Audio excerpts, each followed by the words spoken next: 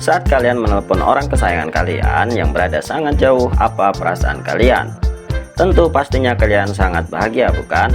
Dan kebahagiaan kalian menjadi sangat besar ketika saat ini bukan hanya suara yang bisa kalian dengar, tetapi gambar mereka pun dapat kalian lihat secara langsung.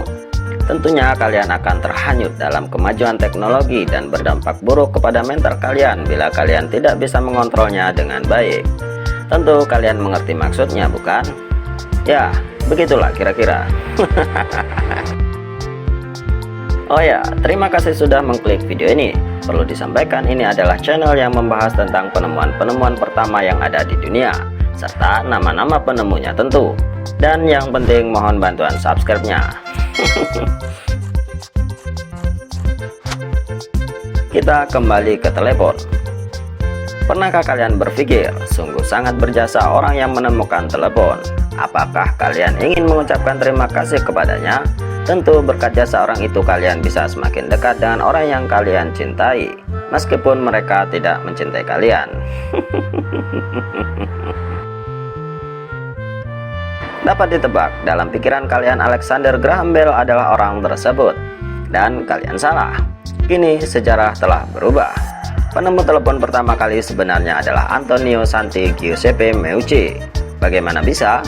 Apakah selama ini kita dibodohi? Apakah ada teori konspirasi di dalamnya? Sabar. Ini cerita selengkapnya. Sudah tugas lorong waktu untuk meluruskan sejarahnya. Namun kita intro terlebih dahulu.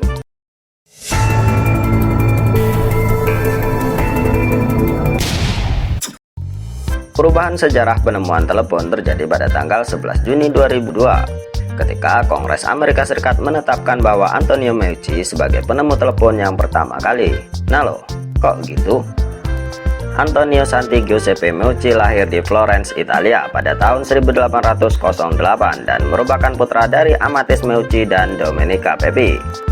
Bukan Pepi yang itu. Dia adalah anak pertama dari 9 bersaudara. Ayahnya seorang pegawai pemerintah setempat, sekaligus seorang polisi. Sementara ibunya seorang wanita rumah tangga biasa.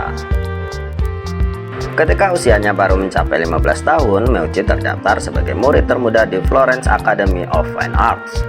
Dia mengambil jurusan teknik mesin dan kimia. Karena keterbatasan dana, klasik lah ya, setelah 2 tahun pertamanya menempuh studi sebagai full-time student, dia kemudian melanjutkan pendidikannya sembari bekerja sebagai pegawai bea cukai pemerintahan setempat. Meucci lalu mendapat kesempatan untuk bekerja di Opera House bersejarah di Florence, Teatro della Pergola. Sang penemu bekerja sebagai teknisi panggung. Di tempat ini dia bertemu dengan Ester Meucci, seorang desainer kostum yang kemudian dinikahinya pada tanggal 7 Agustus 1834. Pertemuannya terkesan tidak sengaja. Kala itu Meucci sedang menggulung kabel lampu dan tiba-tiba Meucci menginjak kabel tersebut yang kemudian putus. Meucci pun hendak marah, namun setelah melihat Meucci yang sangat cantik, ia pun lalu jatuh cinta. Selain menyambung kabel yang putus, Meucci pun lalu menyambung ikatan cintanya dengan Meucci hingga akhirnya mereka menikah. Sudahlah. Di tahun yang sama, 1834, Meucci merancang sebuah telepon pipa akustik sebagai media komunikasi antara panggung dan ruang kontrol teater. Namun situasi politik di Italia yang tidak mendukung dan sempat menjebloskannya ke penjara selama 3 bulan membuatnya bersama istri bermigrasi ke Havana, Kuba pada 1835. Migrasi yang sangat jauh. Pada tahun 1844, setelah sebelumnya juga menjadi chief engineer di gedung teater Grand Teatro de Tacon, Havana, Meucci mendirikan perusahaan penyepuhan listrik Elektroplating. Dia pun terus bereksperimen hingga di tahun 1848, lelaki Italia tersebut menemukan ketertarikan khusus soal listrik dalam penyembuhan rasa sakit. Barulah kemudian di tahun 1849, Meucci menemukan efek elektrofonik ketika melakukan perawatan pada seorang pasien yang mengalami migrain. Dari sinilah Meucci lantas merancang sebuah perangkat yang disebut talking telegraph dan menjadi cikal bakal telepon. Meucci dan keluarganya pindah ke Amerika Serikat pada tahun 1850 dan menetap di New York hingga akhir hayatnya. Untuk menunjang kebutuhan finansial, dia pun mendirikan sebuah usaha pembuatan bir dan juga lilin.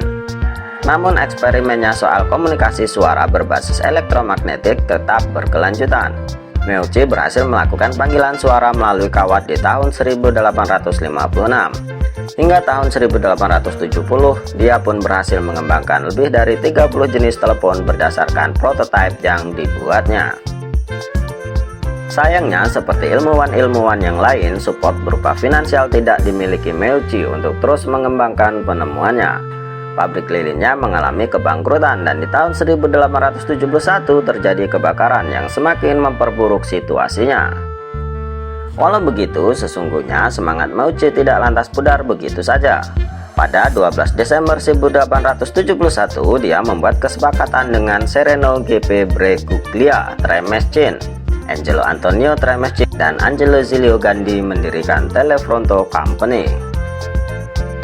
Mereka pun lantas bersiap mengajukan hak paten atas penemuan tersebut. Karena keterbatasan dana, seperti biasanya mereka pun hanya bisa menggunakan hak paten sementara. Sayangnya, sang pengacara yang disewa tidak benar-benar memahami penemuan yang dikerjakan Meucci tersebut. Singkatnya, dalam hak paten sementara yang dimiliki, keterangan soal transmisi suara berbasis elektromagnetik yang justru menjadi inti dari penemuan tersebut tidak tercantum. Sungguh sial nasib Meucci. Partnership yang dijalani bersama 3 orang tersebut pun bubar.